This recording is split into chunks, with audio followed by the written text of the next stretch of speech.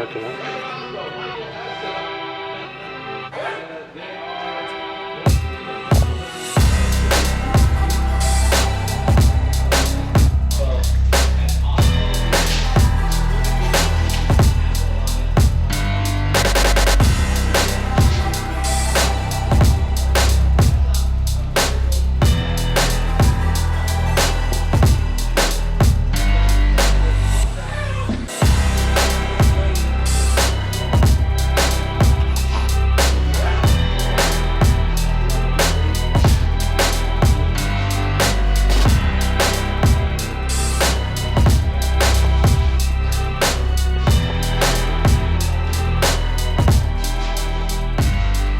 Guys, what's up? Welcome back to the channel. We're out here today doing some radius rods on the old X3. So as you guys just seen in the intro there, we got NRP radius rods, fully adjustable, an NRP pull plate, and that should really kind of hopefully fix some alignment issues that I've been kind of really chasing from the beginning, but I think they're a little bit worse now, due to who really knows what the reasoning is. But I was running these L&W Fab radius rods, which I never had any break or bend or anything like that.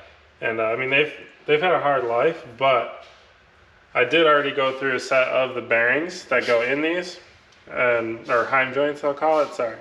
Did already go through a set of heim joints that come in these. These ones are all pretty stiff and worked now. And the main reason that I wanted to switch was because I needed something adjustable.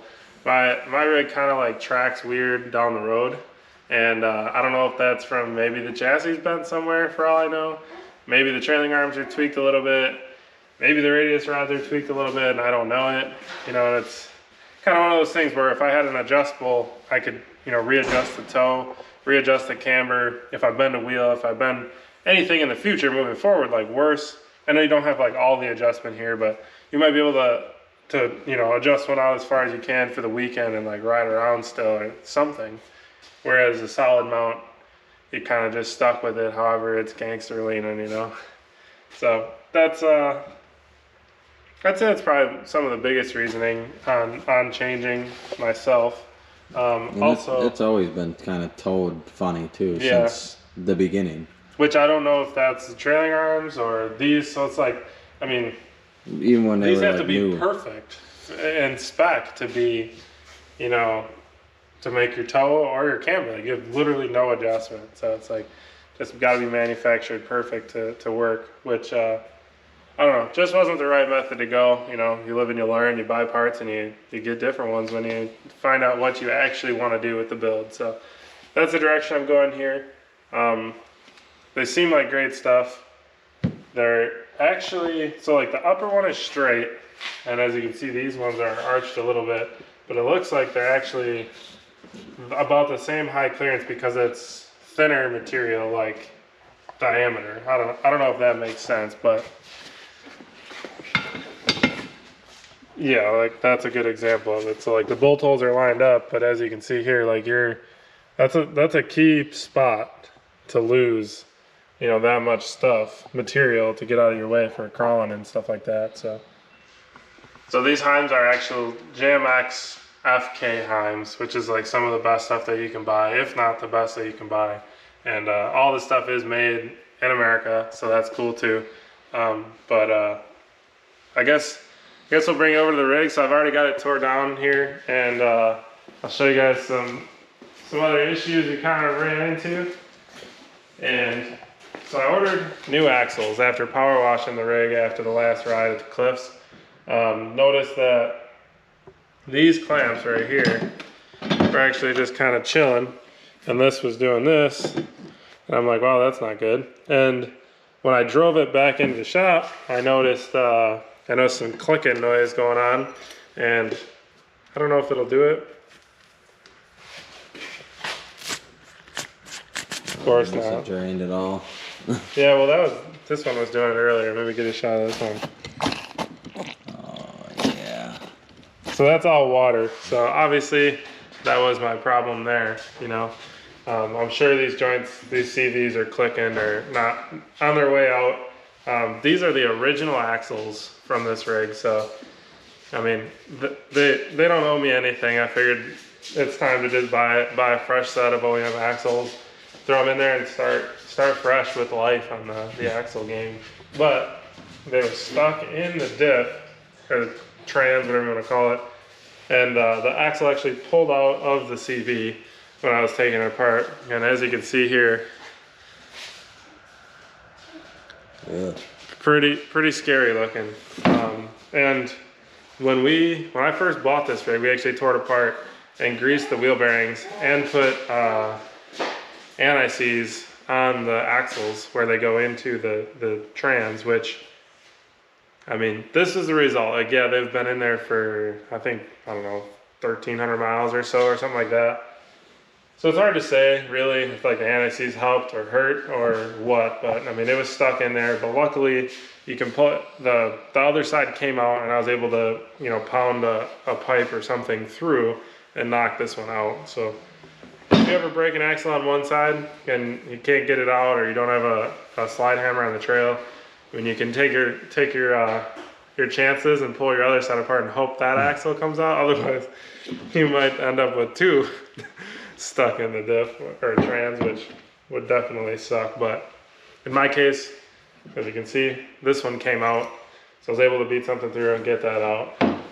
I think going forward, I'm gonna throw grease on the splines of the axles. I don't know what's like best or not, but the anti-seize didn't really seem to work out the greatest. But I'm gonna get this thing, start throwing this thing back together, and we'll get some shots as we do. I mean, a little bit of breakdown of what we did so far. You know, not trying to do like a major install video here, but as you can see, you know, just pull your axle nuts, pull all your radius rod bolts right out, and get your axles out. I mean, pretty simple. Shock's still hooked up, so it's literally just brake caliper, axle nut, and then your radius rod bolts, and get to this point, you know. Hopefully your axles come out better than mine did. But yeah, gonna start rebuilding here, and hopefully our alignment is close and can make up some of that toe that my rig was super, which I tried to show it on camera. I didn't put it in the video, but my rig was super towed in the rear, and it kind of like dog tracked down the road because one was like towed more than the other one. And it was hard to see like on camera. It's hard to see like to the naked eye, but like when someone would follow me, like you could really see the way the rig would drive. And I could feel it in the steering wheel. I was always kind of like fighting it. But aside from that, we're gonna get this thing thrown together and show you guys what it looks like. All right, guys, so when you're putting these on, the best way that we found was to throw all of these on this side with the pull plate, and then let the radius rods dangle down, and then do the top one first, then the middle one, and then throw the bottom one on last. Just put them all in kind of loose. Don't tighten anything down too much, because you still need to have like a little bit of clearances so you can get your bolts through for all the other ones. So pretty easy install. I mean, pretty self-explanatory. We did hold these ones over top of the old L&W ones to get the alignment close to where it was. And then my biggest thing was toe is what I was trying to fix, which is, you know, like running parallel with the rig. It was towed in. So we shortened up these arms, the middle arms, which is your toe link. So that's the one that majorly adjusts the toe of the rear tire. So by shortening that, it should kick this tire out, and in theory, should help it out a little bit. So also, thing to note is you definitely got to let the suspension completely settle, go for a ride, unfortunately, before you can actually like check and see how your alignment is. Because as the suspension settles and cycles, the toe and all that stuff changes. So something to keep in mind. You know, when it's on the jack stands, your alignment is not going to be right, and definitely got to let it settle and do a full cycle before you check it out and see if you like where you're at. Got my fresh axles here.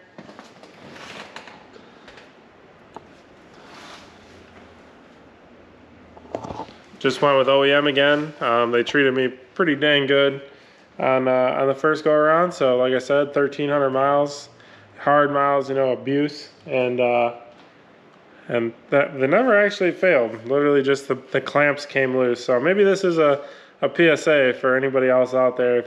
Go check your axle boots and give them a little twist, or check your clamps. You might be able to catch it before it's too late, like mine, where they're full of water already. So maybe that'll help one of you guys out there throw a new clamp on and save yourself from having to buy a set of axles. But I'm gonna get this thing thrown back together here and get the wheels put on, and then we can get it off the lift and see how she looks. What do we got going on here, guys?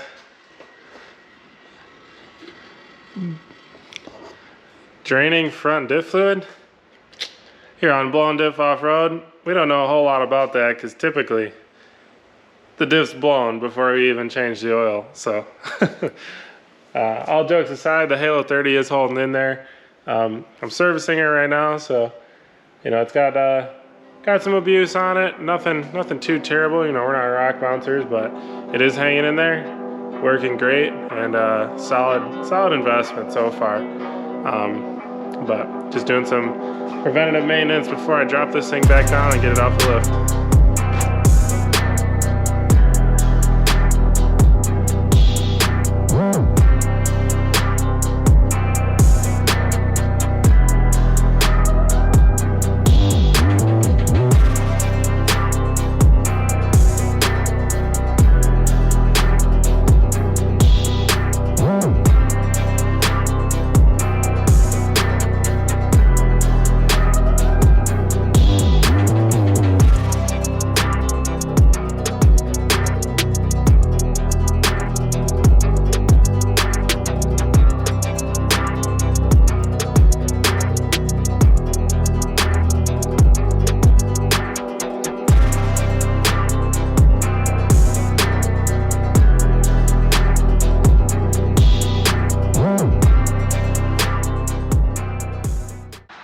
Alright guys, as you can see, the rig is all muddy. Just got back from our trip to the Badlands. That video coming soon. Working on editing it now, but throwing this one up in front of it. These videos are easier to edit, for sure. So, hope you guys enjoy the garage stuff. Updating you guys along the way and letting you guys know what parts are running, etc, etc. So, just wanted to show you, tell you guys, after I rode the NRP Nitro Racing parts. Radius rods, pull plate, did great. They aligned awesome, so I don't think I talked to you guys after I got it back down on the ground. Took it for a ride, realigned it, and everything awesome. You know, you can adjust it, so there's plenty of adjustment, and so I was able to get my toe back where I wanted it, which was my main concern. Was able to get the camber worked out in the car. I mean, I can't ask for much better. So stay tuned to the channel, see how they hold up. I think they're gonna do great. They've got the FK Heims, so nothing but the best. Super confident in how they're gonna hold up. So I'm excited about that. They held up great, they look sick. I got some compliments on them. I think the black really kind of tied the whole machine together.